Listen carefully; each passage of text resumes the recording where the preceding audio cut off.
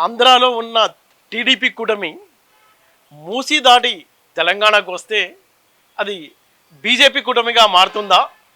ఇలా ఎందుకు చెప్తున్నానంటే మహారాష్ట్ర ఎన్నికలు జరిగిన తర్వాత తెలంగాణలో చూసినట్లయితే మొత్తం రాజకీయ సమీకరణలన్నీ మారిపోతున్నాయి. ఇక్కడ భారతీయ జనతా పార్టీ త్వరలో జరగబోయే అంటే ఒక ఏడాదిన్నరలో జిహెచ్ఎంసీ ఎన్నికలు ఉన్నాయి. ఆ ఎన్నికల్లో ఘన విజయం సాధించేలా చాలా వ్యూహాత్మకంగా స్టెప్ వేస్తుందని మనం చెప్పుకోవచ్చు.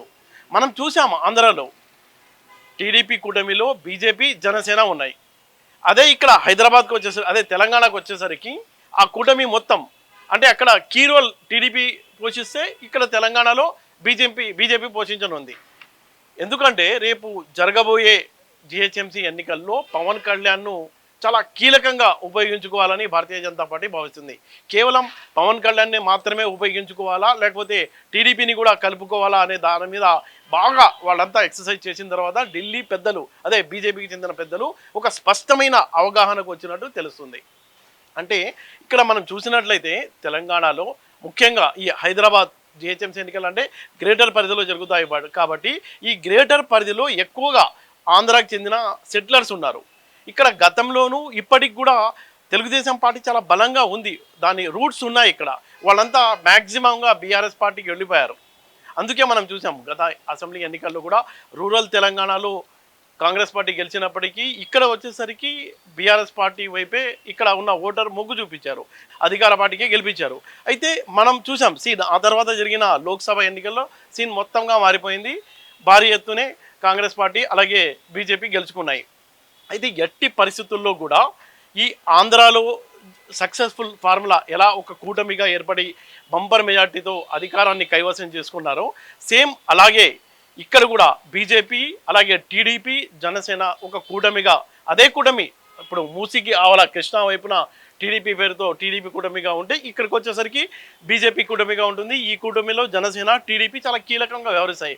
అంటే ఇప్పుడు ఒకవేళ జమిలీ ఎన్నికలు 2020లో కనుక జరిగినట్లయితే ఈ జిహెచ్ఎంసీ ఎన్నికలు ఒక సెమీఫైనల్గా ఉపయోగపడతాయి.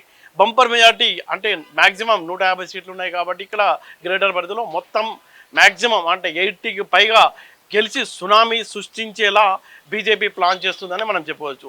మరోవైపు ఏమవుతుంది, ఇక్కడ రేవంత్ రెడ్డి ఉన్నారు. రేవంత్ రెడ్డి ఈ మూసీ సుందరీకరణ అలాగే హైడ్రా పేరుతో గెలుక్కోవడం ఇక్కడ స్థానికంగా గ్రేటర్ పరిధిలో ఉన్న ఓటర్లంతా చాలా అసహనంతో ఉండడంతో దీన్ని ఓట్ల రూపంలో మలుచుకోవడానికి బీజేపీ చాలా దూకుడుగా వ్యవహరిస్తుందని మనకు స్పష్టంగా కనిపిస్తుంది. మనం చూసాం మూసీ నిద్ర కూడా అంటే ఒక ప్రతిపక్షం చేసే రోల్ను భారతీయ జనతా పార్టీ చేస్తుంది.